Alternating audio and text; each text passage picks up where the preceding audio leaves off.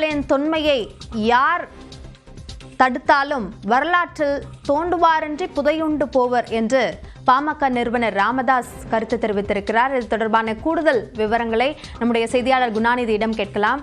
குணாநிதி, கீழடி அகழாய்வு தொடர்பாக ராமதாஸ் என்னென்ன கருத்துக்களை தெரிவித்துள்ளார்?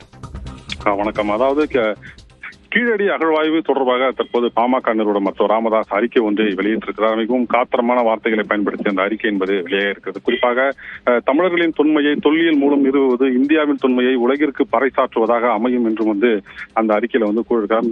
மிக குறிப்பாக கீழடியில் கிடைத்திருப்பது தமிழர்களின் பெருமை மட்டுமல்ல, மானுடத்தின் பெருமை என்றும், தோண்டுவதில் கிடைக்கும் பொன்னிலும் மண் இருக்கலாம், ஆனால் அதை அரசியலாக்குவோர் மண்டைகளிலும் இருப்பதுதான் சிக்கல் என மருத்துவர் ராமதாஸ் மிக காத்திரமான வார்த்தைகளை அந்த அறிக்கையை வெளியிட்டிருக்கிறார். அதாவது இந்த அரசியலை நாம் பிழைப்போர் உணர வேண்டும் என்கிற ஒரு கருத்தையும் மருத்துவர் ராமதாஸ் தற்போது அந்த அறிக்கையின் மூலமாக வெளிக்கொண்டு வந்திருக்கிறார்.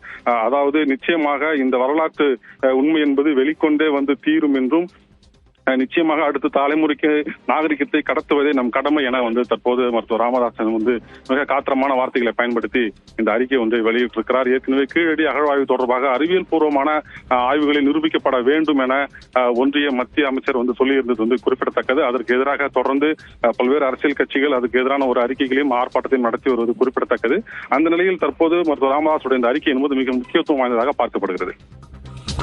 ராமதாசனுடைய அறிக்கை குறித்த விரிவான விவரங்களுக்கு நன்றி குணாநிதி.